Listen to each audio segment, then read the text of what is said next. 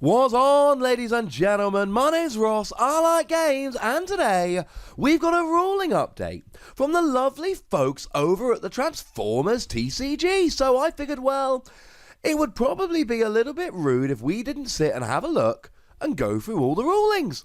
So let's do that, shall we? So starting off then, you got Brainstorm. Brainstorm lets you play two actions. What if you play Ancient Wisdom first and then System Reboot?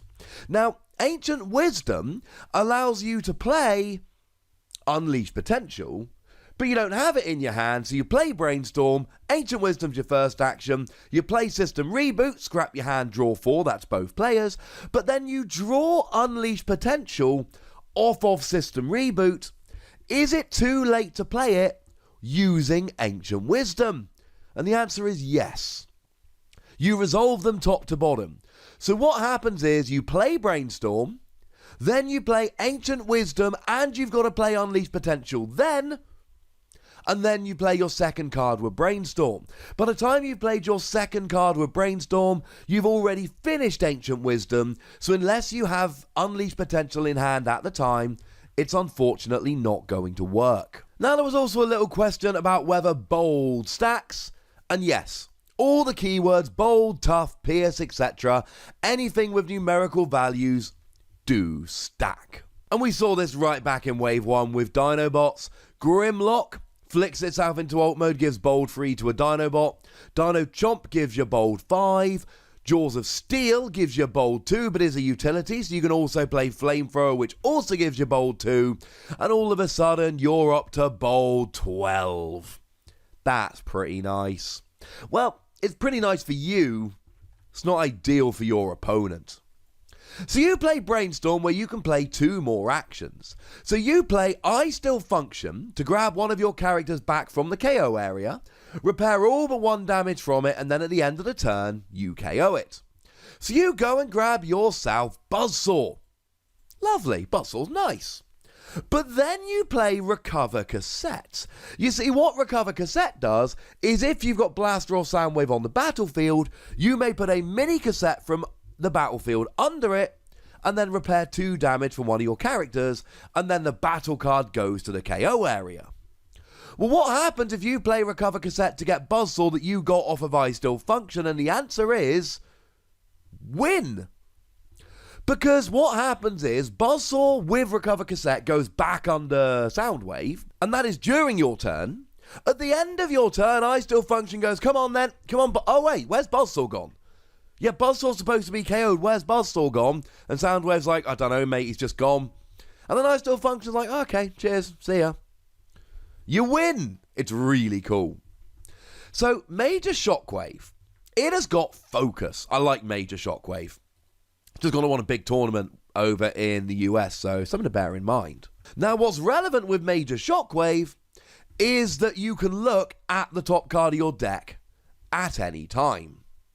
Now, Focus says that essentially when you attack, or whenever it says it, you can look at the top card of your deck and you may scrap it. Or if it's Focus 2, the top 2 cards, etc. So what happens? And the answer is, when you play Focus, you are looking at the top card of your deck, which if you're playing Major Shockwave, you should really know what the top card is. You may then decide to scrap it or not, and then, after you've done that, you may look at the new top card of your deck. I know that Shockwave says you may look at the top card of your deck at any time, but the thing to remember is, when you're deciding whether to scrap a card with Focus, that is the top card of your deck. Once you've made the decision to scrap it, you have a new top card of the deck, and you may then look at it, but Focus lets you look at the top card of your deck, Major Shockwave lets you look at the top card of your deck. They are the same cards. So what if 2 characters both have Brave? What if you've got a Predaking Headstrong in alt mode, which has Brave, but you then pop a Bravery upgrade onto another character? Now, Brave says that if able, enemies must attack this character. Well, what if you got 2 characters with Brave? Your opponent cannot attack both of them. And the answer is, it's up to the attacking player. The attacking player looks and goes, oh, there are now 2 possible targets. I can choose between them. Predacon Headstrong is the only valid target, assuming he is a valid target. If, for instance, Headstrong is untapped but you've got a tapped character, Headstrong isn't a valid target. But if Headstrong is a valid target, but then somebody with Bravery also is, it's your choice. So, sticking with the Predacons for a little while, what if we've got Taurox? It's just a Predacon, could use any of them in this example.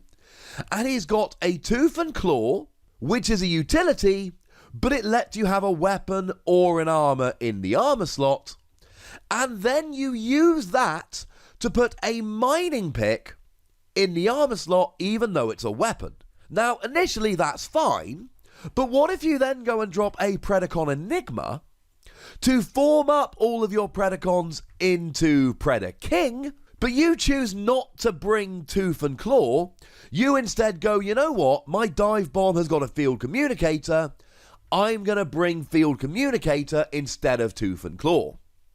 Well, you no longer have Tooth of Claw on Predaking, so does that mean you can keep mining pick in the armor slot, even though you no longer have the utility that lets you have a weapon in the armor slot? And the answer is yes, and the reason is as such.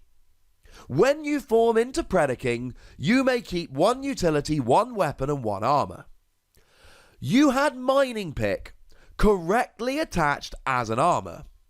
Now, the mechanism by which you correctly attached it as an armor is no longer there, but because it was correctly attached in the armor slot, you can keep it in the armor slot when you form up into Predaking.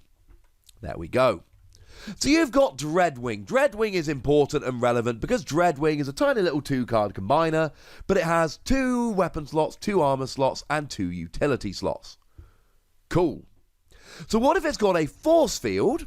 Force Field is the one whereby if you would take 5 or more damage, it's reduced to 4 and it falls off. And then you've got an Emergency Defense Field. That is the one whereby if you would take an even amount of damage, you take no damage. And you've got a backup bag, which is to say, if one of your cards will cause a weapon or armor to be scrapped, you scrap it instead. And your opponent does 5 or more damage. How does that all resolve? And the answer is that firstly, Force Field would kick in because you're taking 5 or more damage. But instead of Force Field being scrapped, backup bag would go, I've got this, and backup bag would go away. But remember, Force Field doesn't just scrap, Force Field also reduces the damage done to 4, which is an even amount of damage, which means Emergency Defense Field would prevent the damage and then get scrapped. Here's a fun little question. If you've got a voice actor, artist, etc. who has signed a character card, is it legal for tournament play? And the official response for the Transformers peeps is, good question. The character cards marking your signature should not obscure critical card information like rule text or stats. Otherwise, that should be fine. But it is ultimately up to the head judge of the tournament. Now, on the rules roundup, the question asker did say, in other TCGs it's fine as long as it doesn't cover any card text. Please be extremely careful. That is not always true. In the Pokemon trading card game, any markings of any kind on a card, even on the face, even just a signature, will invalidate the card for tournament play and give you a game loss if they're found during a game. Please do not assume this of every card game. So Sergeant Cog, he's one of them there weaponizers. So when he gets destroyed, he turns into a rather fantastical upgrade. Heavy Force Defense Cracking Cannon. Cool. So you place it onto Red Heat, who is a specialist, and it's a really good ability that you're triggering. We're talking about Cog's ability from the upgrade here.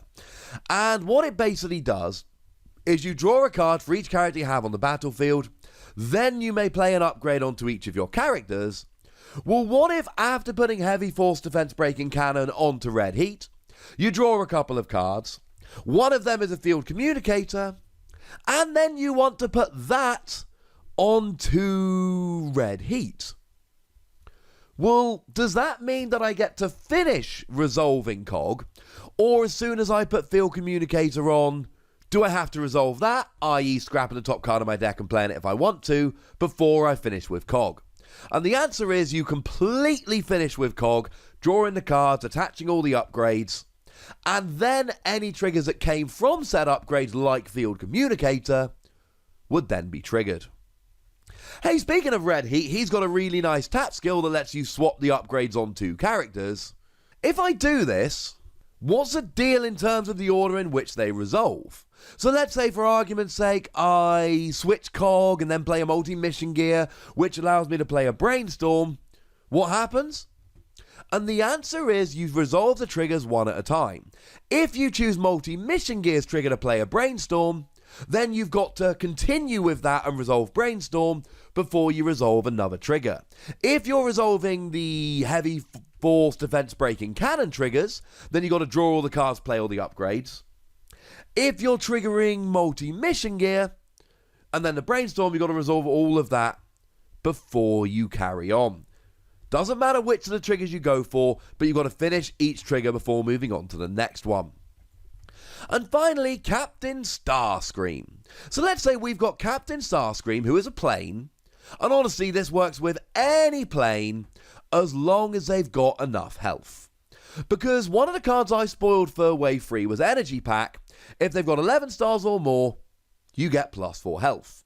So let's say that we've got Captain Starscream, and it's got, 18 damage on.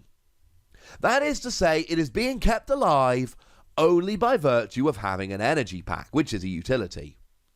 So what happens if Crash Landing, as a utility, gets put on to replace the energy pack?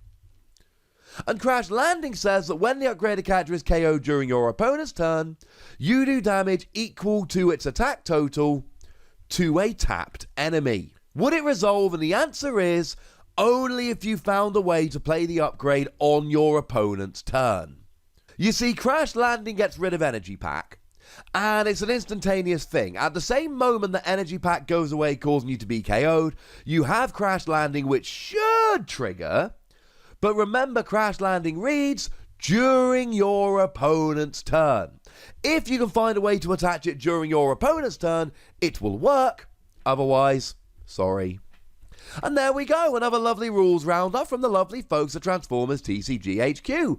As always, if there is any lingering awkwardness, any residual questions, chuck them down in the comment section. I'm sure myself or someone else will be happy to help.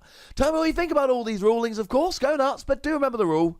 Be nice, would you? And then make sure you like this video, subscribe to this channel, and follow me on Twitter at the Wossy, where we talk about, well, a whole bunch of stuff. Like Transformers, but any other games that take our fancy.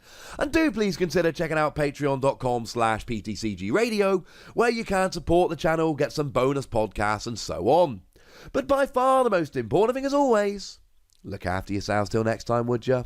Thank you very much for watching. My name is Ross, and you've been watching Wossy Plays.